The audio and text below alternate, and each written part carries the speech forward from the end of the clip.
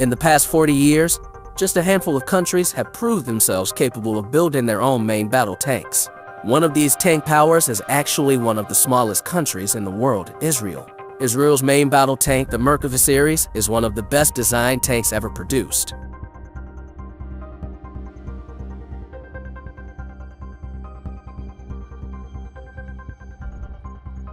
Israel's independence in 1948 saw the formation of the Israeli Defense Forces, and the IDF cobbled together a modest, ramshackle tank force to repel attacks from neighboring Arab countries. By the 1956 war, the situation had improved considerably, and by 1967 Israel's Armored Corps basically won the Six-Day War with the blitz across the Sinai Peninsula and into the Golan Heights. The tanks, American M48 and British Centurion tanks, crushed the opposition and brought a quick end to the war.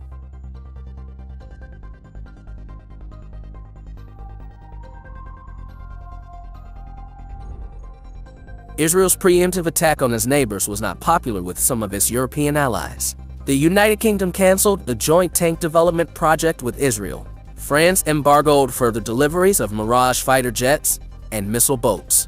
The lesson for Israel was to decrease its reliance on foreign powers for its armaments, and in 1970 the IDF began to develop a tank of its own.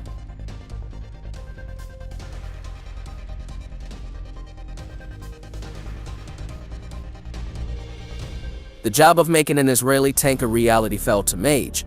General Israel Tal, former commander of the IDF Armored Corps, and who led the 84th Armored Division to victory in the Sinai.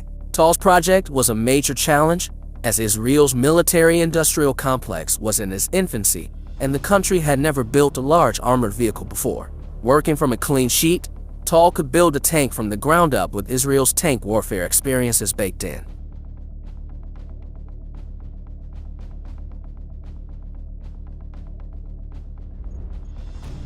Three attributes define a modern tank: firepower, the main gun, mobility speed, and cross-country operation and protection armor. Some tank-building countries emphasize one or two attributes over the other. In Israel's case, Tal prioritized protection over all else. Israel's small size meant that it felt even modest wartime deaths acutely, and an emphasis on protection would keep personnel losses down.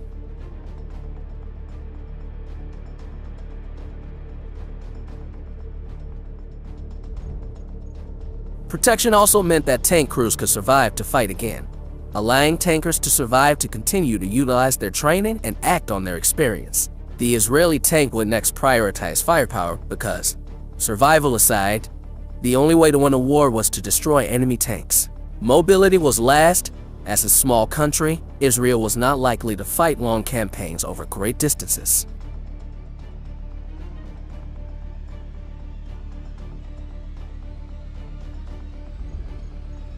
The Israeli tank's emphasis on protection manifested itself in several ways. The tank featured thick-spaced armor of a local design, and the hull and turret were designed with sharp angles meant to increase armor thickness through sloping. This gave the tank a sleek, futuristic look.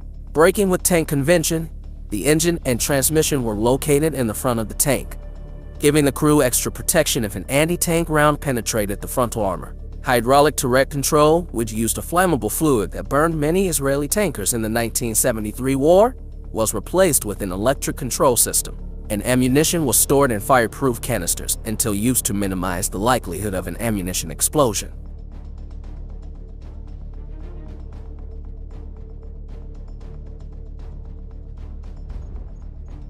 The tank's main gun was the 105mm M68 main gun, the same gun that appeared on the IDF Centurion, Patton, and M60 tanks. The tank carried 62 rounds for the main gun, slightly above average, to ensure the tank could fight through ammunition supply shortages. The tank had 3 machine guns, including one coaxial 7.62mm machine gun paired with the main gun, and additional 12.7 and 7.62mm machine guns up top for the commander and loader.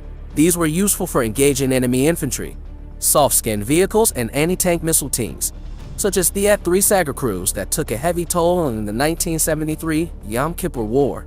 A burst of machine gun fire over the heads of a missile operator could throw a command-operated anti-tank missile off course, saving the tank and its crew.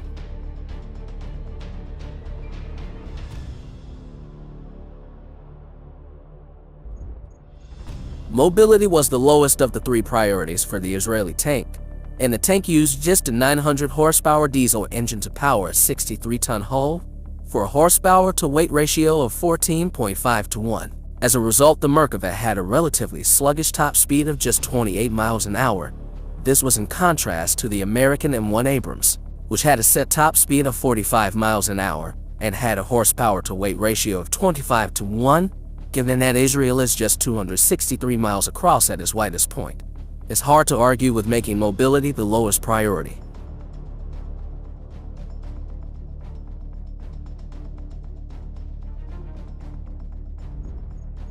The new tank, known as Merkava Chariot, was unveiled in May 1979. The tank was unlike anything fielded by other armies, particularly the United States and Soviet Union. The Merkava first saw action in 1982 when it fought Soviet-made Syrian T-72 tanks in the Bekaa Valley. Merkavas destroyed several T-72s at ranges of up to 4,000 meters without loss to a single T-72.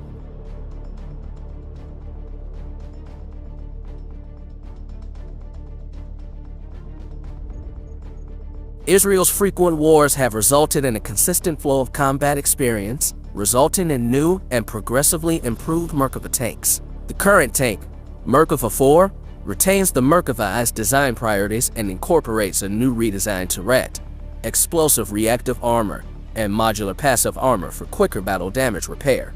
It mounts a larger 120mm main gun with 58 rounds, including the Lahat anti-tank guided missile, 18 more rounds than the M1A2 Abrams with a similar gun. It has a larger 1,500 horsepower engine, bringing the horsepower to weight ratio up to 23.8 to 1, and the tank is correspondingly faster.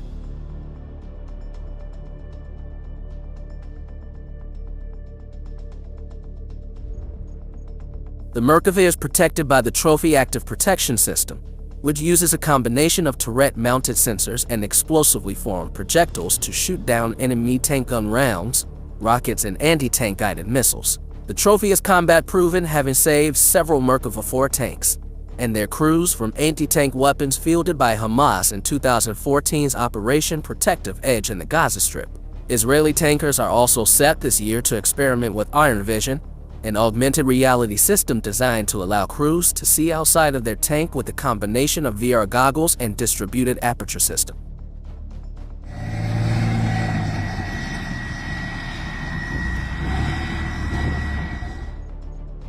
An iconoclastic tank in the world of heavy armor, Merkava is also a proven combat winner. While not the tank for every army, it is the perfect main battle tank for the Israeli Defense Forces. As important as tanks are to Israel's security, the country has already started the development of a successor to the Merkava IV well before it reaches obsolescence. As Israel's enemies already know, the Merkava will be a tough tank to beat.